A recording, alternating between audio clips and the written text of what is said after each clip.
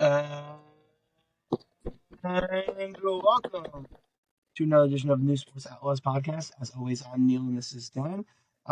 Dan, it is officially baseball on center stage when it comes to sports time. This is the time of year where we're not yet at football prep. Do have the NBA draft going on tonight, so we'll discuss that. Maybe we'll have a Nets pick during the recording here.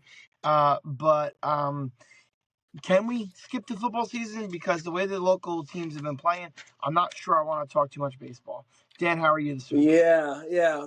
But we'll get it before I get into the happy Nets stuff, even though nothing's happy even happened yet.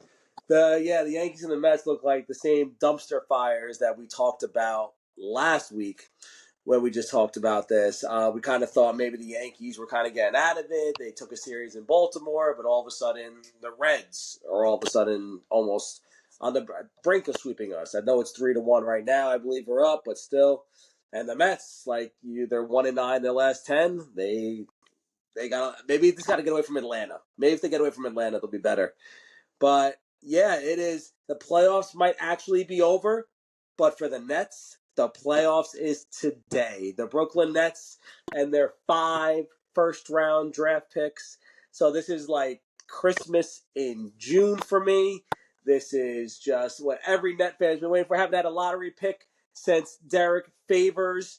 If you ever remember Derek Favors from so long ago being the number 2 pick out of Georgia Tech. But yes, it's an exciting day to be a Brooklyn Net. So we'll, instead of talking about it for 60 seconds, we may talk about it for 120 seconds today. So lots to talk about. We can get started with the Yankees, though, since the Nets don't pick for another 4 picks. But wherever you want to start. Well, I'm sorry, but in your introduction, you already used a minute of your 2 minutes for the Nets. So just so you know, you only have another minute left. Oh, God damn it. God damn it. Anyway, let's start with the Yankees. The Yankees, as we said, are leading right now 3-1, but they're 3-9 in their last 12. In Cincinnati this weekend, or this week, sorry. These last 2 games, today's number 3. Goldie is sitting; he's 0 for 10. Judge has found himself in a slump, down to about 360. And then, in typical Yankee fashion, Anthony Volpe looks like he's going to break through, and on Saturday he goes a 3 for 4, and then they sit him because it was a scheduled rest day, and he's been 1 for 8 since. I don't know what he's done today, but that was the stats for the last 2 games after the sitting. Sometimes you can't make this analytics crap up. Yeah. I was going to actually say the same thing about Judge. If you remember that last game against Kansas City, he had his scheduled kind of day off because he had a day off after that. It was kind of like a 2 days off thing. And after that series in Kansas City, we got swept by the Boston Red Sox. And he really hasn't looked the same ever since his off day. I know he's had a couple of decent moments out there. And obviously, we all expected him not to bat 400, obviously. But he's in a slump right now. And it seems like, especially lately, he has come up with in big spots and it hasn't done anything. I already know today he's come up twice, I believe, with runners in scoring position. And I think he struck out both times already. Can't really boo Judge at this point. I know he's carried us, and we expect a whole lot out of him, especially when it comes to 10th innings against the Cincinnati Reds. But, yeah, it's just kind of moments for us that are not going well. Our pitching's been really good for the most part. Our bullpen's been a little bit shaky.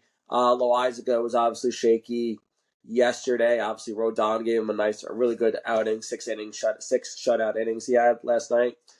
But it just seems like the moments that like we don't look as, I don't want to say as bad as the Mets do, but I mean a loss is a loss, and it just seems like whether it's Jazz Chisholm, he's kind of playing out of position, it's kind of showing up a little bit. Volpe, like you said, had a scheduled day off after a 3-hit outing.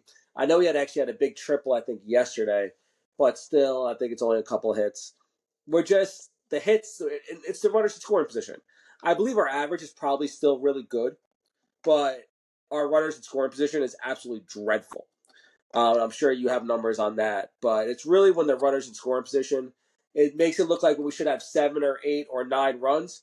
all of a sudden we have 3 or 4 runs, and then we're losing 5-4, 4-3, stuff like that. Yep. I mean, as far as runners scoring position, I don't have any specific numbers for you, but they have struggled, especially of late. While you're talking about the problem with runners scoring position, uh, Austin Wells is up with first and second, 2 out. Strikes out. I know that inning started with first and second, so we shredded them, didn't move them over once.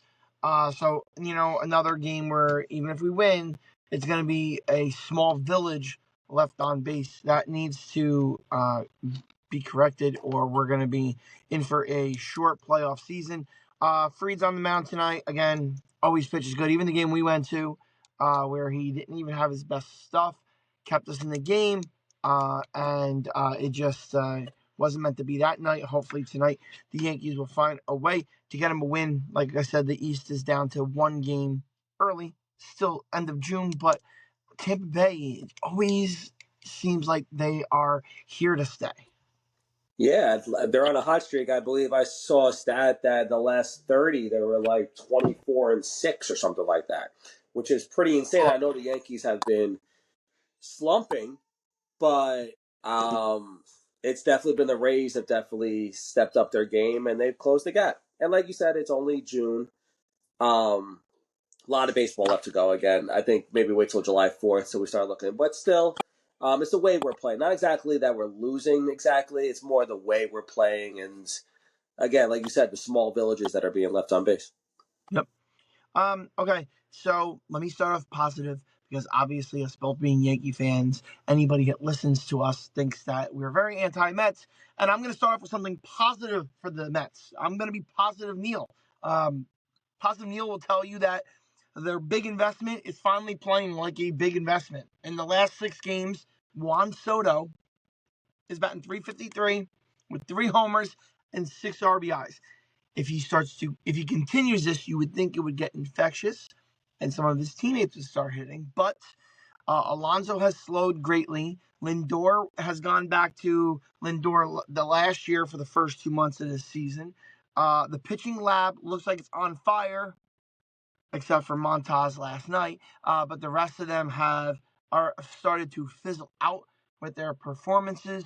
So, like I said, the Mets are 1-9 in their last 10. They're winning tonight, but they can't seem to have a lot of luck against the Braves. And if they keep losing to the Phillies, this is going to be a long season.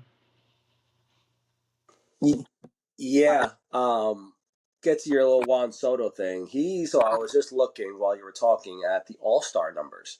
To where his votes are right now. And right now, I mean, again, I don't remember how many outfielders they actually take it to the All-Star game, but right now he's number 5. So I'm assuming, I think they take the number 5 guy anyway, because obviously you need some backup people. But, I mean, he's obviously not off to the best start. I believe he just creeped above 250 again. He's at 255, I believe, right now. So he's on the way up. Yeah. The thing is, Pete Alonso, though, who had such a hot start at the very beginning, is down below 280. Frankie Lindor, Francisco Lindor has been down. Their bottom of the lineup has been atrocious.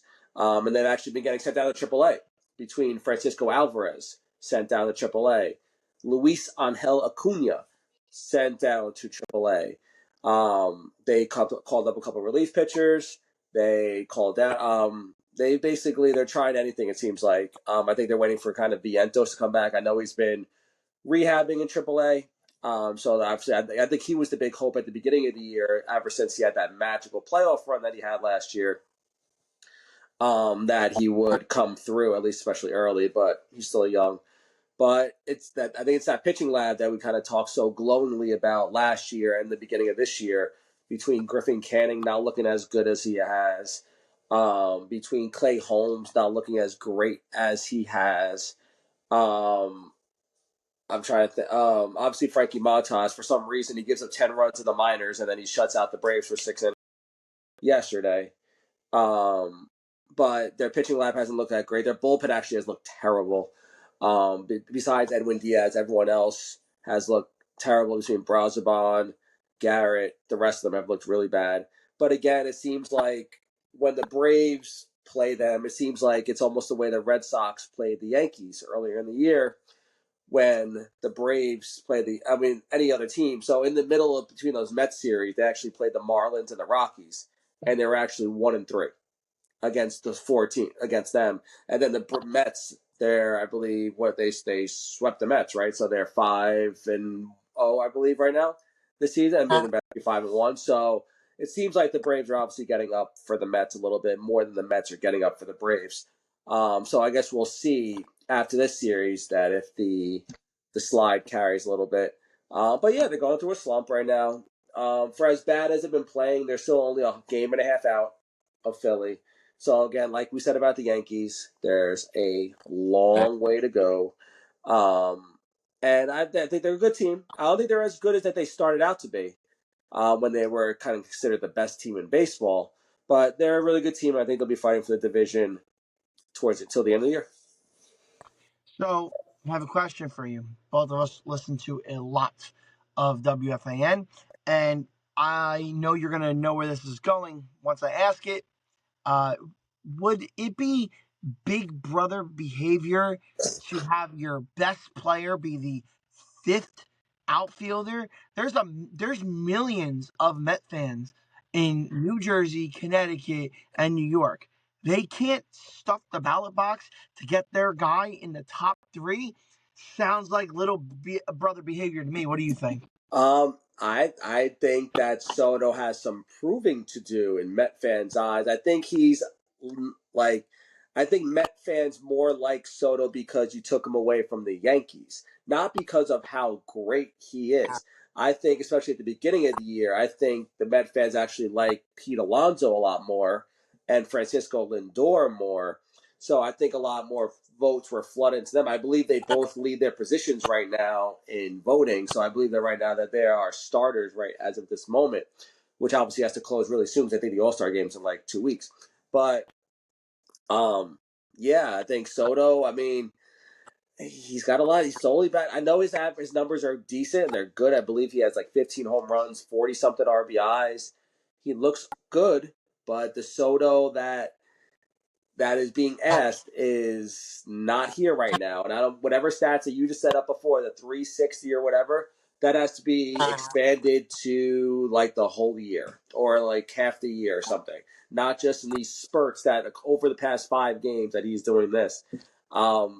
He better get, I mean, maybe it might be better that he rests during the All-Star game just to get his stuff together because, I mean, I know it's only year one out of till year 15, and they're all going to talk about Francisco Lindor had a terrible first year. But Soto's got a lot of making up to do, and the Mets are going to need him to win the division. Yep.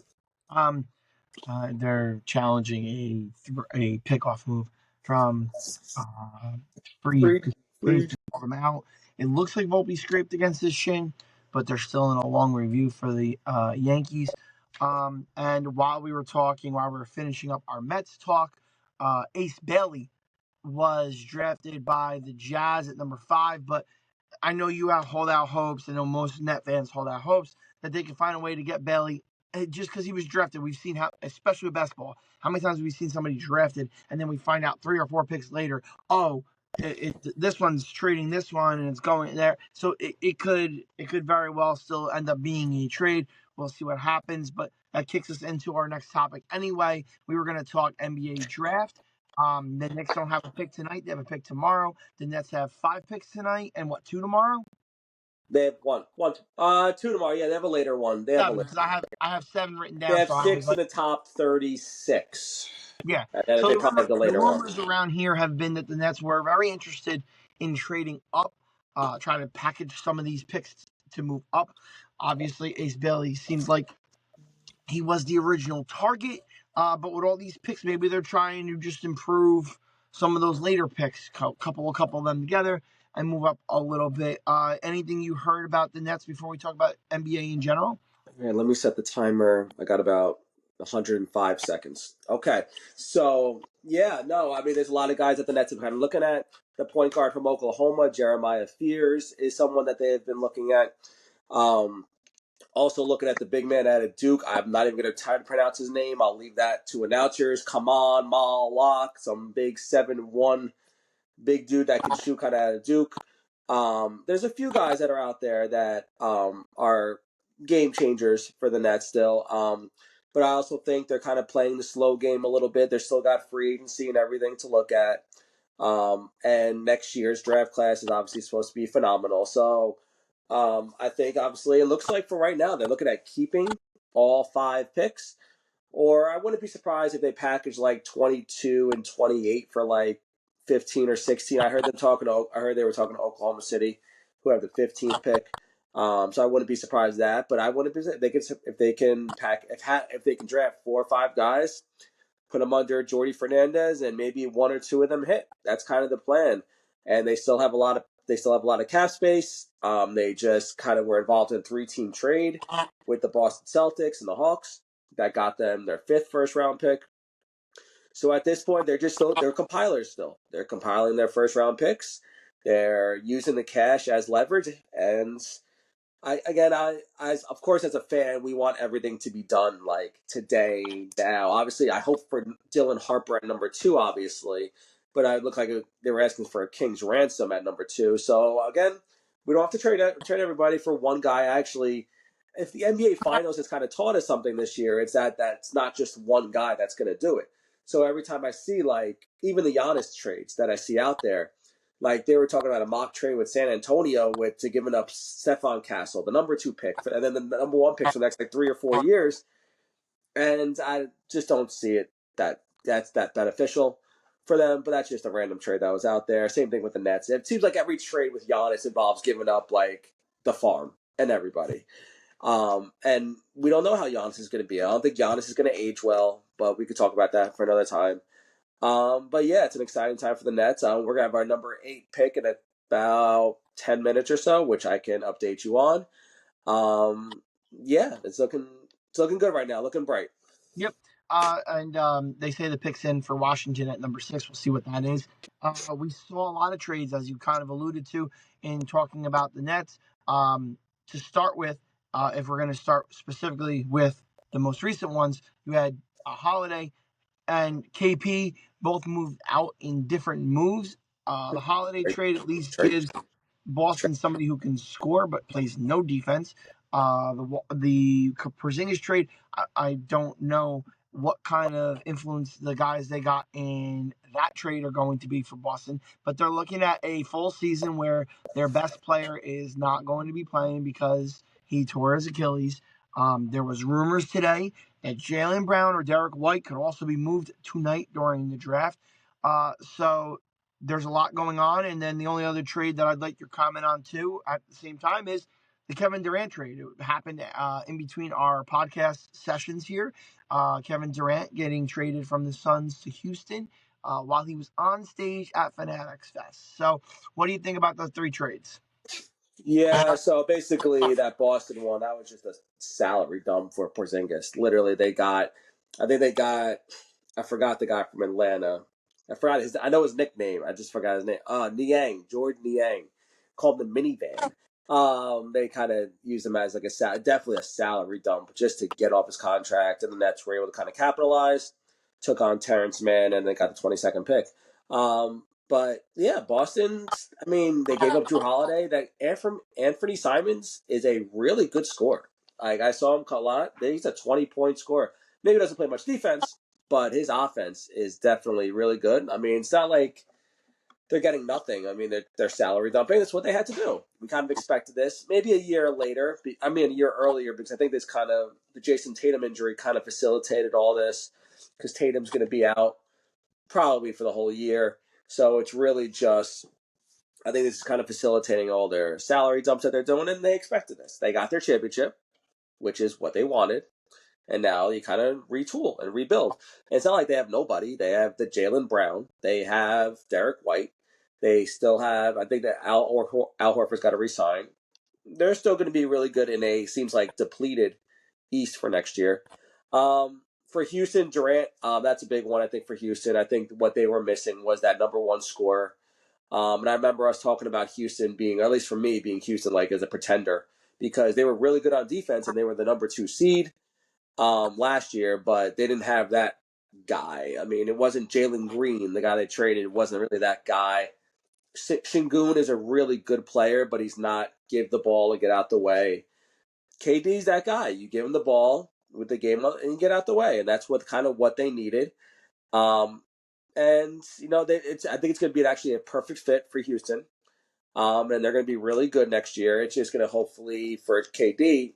I mean, he's getting a little older. I mean, he can still shoot, obviously. Hopefully, they can stay healthy a little bit. Yeah. I mean, and there were, of course, there was rumors the Knicks didn't want him, but I don't think he would have been a good fit with the Knicks. I think there was very few teams that Durant was a good fit with. I think Houston was the perfect fit. They are a talented team looking for a veteran leadership. You know, they were the 2 seed in the West, and the West was stacked this year. So, getting a vet like that, I think, is huge for them. And the only thing that we can comment on the Knicks for local basketball is there's no new coaching news except for a couple of assistant coaches of teams being announced that they're going to be interviewed. We did get a tweet from somebody earlier today saying that Jason Kidd wants to be the next coach of the Knicks, but the draft starts and I see him sitting right there with Nico Harrison. So who the heck knows? Yeah. Obviously, the draft doesn't mean too much to the Knicks this year. Obviously, them not having a coach is obviously not before the draft. Obviously, kind of signals that. Um, but I think obviously for the Knicks, their big questions are if they're going to give Mikal Bridges their extension that he's eligible for, and to see if they trade. Looks like it seems like if they're not going to give him the extension, that he may be on the trade block. Um, Along with, I guess, like you said earlier, like when we talked, that Mitchell Robinson always on the trade block, which it seems like. And I guess at the Knicks perspective, that's kind of this may be the highest he might be. He stayed. I mean, this could be an opportunity to kind of capitalize on Mitchell Robinson, considering he was really good in the playoffs last year against every team. It's not like he was just like a specialty guy that could only play against Joel Embiid, like I thought he was. He was playing against the fast-paced Indiana with the Pacers, with the Celtics. Looked really good. But yeah, so it's definitely today's not important for the Knicks. It's more another week we got free agency coming up, which is important for the Knicks. No, but it just still we're at the draft and we still don't have an announcement on who the coach was going to be. I think that shows that they were like this. Not that they knew exactly who it was going to be, but we have some ideas of what we might like. But we know this is not going to work. The Tibbs thing is not going to work. So we'll find something else, but this is not going to work. And it kind of seems like the whole Thibodeau thing also is just like it seems more like they just want it wasn't more they just wanted to get rid of Thibodeau no matter what. Like they didn't have a plan really. They just said something happened where they weren't vibing Thibodeau in the front office, so they just had to let go, cut bait, and we'll look for somebody. Normally, when something happens like this, there's normally some kind of plan, something, or some kind of interview or person, but they just want to get rid of them and hopefully find someone better for their sake. I think ideally they had hoped that Dallas would want to move on from Kidd, or Kidd would make it more apparent that he wanted to move on from them. But I think Kidd was the hope because they interviewed Kidd when they interviewed Tibbs, and they went with Tibbs. So there's a familiarity there, and I think that's where they wanted to go. But I guess time will tell. We'll get you the pick for the Pelicans. But Dan, I had a question for you. We started this segment last week called Trade Bench Start, strictly due to fantasy perspective for some of these players. I have 2 new scenarios for you this week. All right. I have Evans, Lad McConkey, and Drake London. Which one are you trading? Which one are you benching? Which one are you starting? Normally, I mean, I think we're all waiting for Mike Evans to kind of fall off the face of the earth a little bit. And it seems like every year he seems to be, no matter what quarterback he has, whether it's the Brady, Mayfield, whoever's there, is getting 1,000 yards every single year. But he is a little bit of an injury risk. He does seem to get injured a lot. Lad McConkey had a hell of a second half of the year, including a playoff game where I believe he set some kind of rookie record or something like that. I believe he had like 160 yards in the playoff game. And Drake London, I know we talked about him a lot, especially privately in our chats, and he was really good, obviously, with Kirk Cousins. But obviously, he's got a new quarterback now that was it Penix, right? Yeah, Michael Penix over there. What I'm gonna do is I know that they're both. I'm gonna say I'm gonna cut or trade Mike Evans. But and I'm kind of with Ladd and Drake. So I will. Drake is he did show me a little bit last year. I think Penix had a lot of chemistry with him. I'm gonna go different than what I normally do. I will start Drake, London, bench Ladd McConkey, and I'll trade Mike Evans. Nope. I would have swapped that, but it was a good call. I picked Drake Huh, last year in huh. fantasy, and I was very boastful of how good he would be. He didn't finish that high, but he did finish top 10. I want to say I said he was going to be either a top receiver or a top three receiver in football, but he finished in the top 10. I want to say he finished like 7 or 8, but it was right there. Okay, a tight end addition for trade bench start. You have Kittle, Laporta, and Hawkinson. Hawkinson had a kind of a cut short last year because he was coming off his ACL injury. I think he didn't come back until like week 8 or 9. Um, so you have Laporta was like the consensus number 1 last year, but he was strong. I don't think he had his first touchdown until like week 13 last year, something like that, or whatever National Tight Ends Day for whatever that week is. I remember we were talking about it during National Tight Ends Week last year. And you said Kittle, right, with the first one. Sam Laporta is still a monster, but there is a lot of weapons in Detroit. There's a lot of weapons between the running backs, receivers, um, Hawkinson. Now we don't even know we don't know much about JJ McCarthy yet. So I mean, he's kind of the unknown here. So they do say that a tight end is a quarterback's best friend. So I do think Hawkinson. I mean, JJ can do a short pass. I remember the tight ends from Michigan that just went last year. I forgot his name. I want to say Lovelace. I want to say his name was. To the bench. Um, yeah, he had a good with him. So I hate to do this. I mean, Kittle's going to be good, but again, I guess Brock Purdy just signed that contract. Oh man, that's a tough one. But I am going to go with Kittle. I am going to start Kittle. I mean, I like Kittle still being that even though they traded Debo Samuel. So Kittle's definitely up on the totem pole. So I'll start Kittle. I will just because of the quarterback situation. I'm going to bench Laporta and I will trade Hawkinson. Yeah. I feel like and we'll talk more as we get more into fantasy. I think that they may focus a little more on Laporta this year because he kind of went under the radar last year. He ended up the season with decent numbers, but fantasy owners were expecting a lot more. I mean, he was getting picked in first rounds, second rounds last year, and he wasn't that type of difference making tight end. This year, the one you're seeing, and I'm seeing in early mocks, is Bowers from Vegas getting kind of like a Laporta, busted on the scene, great rookie season. Does he slide back? I mean, he's now getting Geno Smith out there, which is a better quarterback situation than he had. And there's not a lot of other weapons to write home about.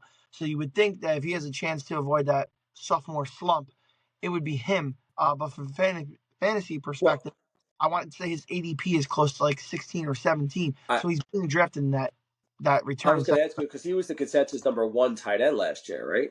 Or being drafted. Is he still Laporta, right? Yes, being drafted. No, Laporta's not the first one to go. Right now it's Bowers. Bowers has got an Oh, ADP of like 17. well, yeah, Bowers is, yeah, he had a monster year. Okay, I was just wondering, yeah, because of that. Because Laporta's I more know like a Laporta was the darling last year, so yeah. So we'll see. Laporta, Kittle, and Hawkinson, they're going later. Looks like he's going end of the second round, like in that area, and then there's some tight ends coming off the board in the third round when you go into these mock rooms. Any other tight ends besides the kid and like younger tight ends? Is it like Kittle? I mean, and obviously Kittle's up there still, but Well, you got Andrews, who's now going to split time with Likely. Likely. So we'll see how that goes. And Pitts is going later because now everyone is starting to realize that they fall for it every year. I joke around with our friend Rocco, and he's like, "I think I'm going to draft him this year. I think this is the year." I go, "I thought that last year. Relax. Let's see what Michael Penix does." He did come out and look like he had a lot of rapport last year with Drake and Mooney, and he was looking for Mooney a lot. But we'll see how that Atlanta offense with their weapons, how they produce. And Dan, next week I want to talk to you about. I'll hold this to next week. I want to talk to you about the rookie running backs because I can tell you from the mock drafts I do, and whether we talk about it fantasy wise or like just real football wise, I can tell you at least fantasy wise that they're in love with the rookie running backs this year. Like I listen, Gentry got picked early, so I get it, and you think that they're gonna run the ball a lot in Las Vegas. But some of the other guys are being drafted very high, higher than some of the veterans you would normally think. So we'll talk about that next week. I just wanted to let you know what I had prepared for us next week. All right. Yeah, I'm sure we'll have plenty of July because July starts next week, right? Yeah, so we'll definitely get into a lot more fantasy July now that kind of NBA will kind of go by the wayside for a couple months, unless it's free agency at the very beginning of July. Free agency, I mean, after that, after the first week of July, though, kind of goes away. Baseball will kind of get into dog days. We'll definitely get into a lot more fantasy, and I will obviously get caught up on a lot more of my fantasy. I know I'm a little behind you right now, who's already done a million mock drafts already. But before we sign off today, the Brooklyn Nets are currently making their pick. And they picked this guy named Yegor Demon. He's a guard from BYU.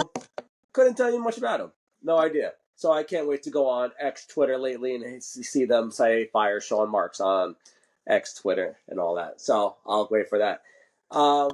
So yeah, next week we'll have a lot more of.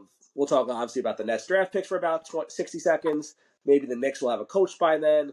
We'll have some more fantasy. We'll talk. Hopefully, the Mets and the Yankees will be winning some games. Hopefully, maybe more the Yankees. Forget the Mets. Maybe more forget that.